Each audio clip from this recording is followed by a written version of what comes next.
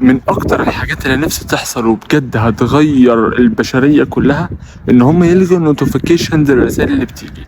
يعني مثلا لما واحد يبعت لي رساله على الواتساب ما تظهرليش الرساله غير لما ادخل على الشات نفسه افتحها. يا جماعه بجد بقى الموضوع مستفز جدا جدا جدا. يعني بقى دلوقتي محدش بيبص على الرسائل من جوه الشات، لا كله بيشوف الرسائل من بره. في ناس حاطه تارجت ان هي مش هتفتح اي شات على الواتساب لمده 3 ايام. هم شايفين كل الرسائل، بص كل الفصلات اللي في الشات بالنقط من بره من نوتيفيكيشنز، لكن ما ان يفتح شات ويرد عليك لا ابدا. لازم اعلقك، لازم ارد عليك بعد يوم يومين وتكلمه يقول لك والله ما فتحت الشات، انا ما شفتش، معلش ما خدتش بالي.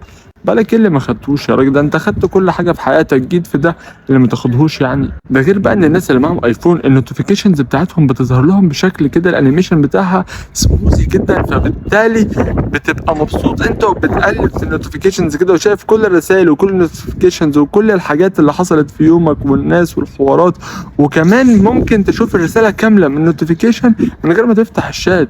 طبعا بتوع الاندرويد برضه بيشوفوا كل رساله، بس لو الرساله طويله شويه ممكن ما يجيبها لكش كلها، لكن الايفون بيجيبها لك بالظبط. فنفسي بجد بجد بجد نخف استعباط، لان الناس كلها دلوقتي بتبص على الرسائل من بره وتنسى ترد او ما تردش. فان شاء الله ربنا يكرمنا ينزلوا ابديت يلغوا كل النوتيفيكيشنز تظهر من بره ونرجع زي زمان لما الرساله كانت بتيجي كان الواحد بيرد عليها في نفس الثانيه وفي نفس الدقيقه. ولو انت بتعاني من الموضوع ده بان الناس بتتاخر عليك في الرد ومحدش بيرد عليك على طول، الناس بتشوف الرساله من بره ما بيردوش، زولهم بالفويس نوت.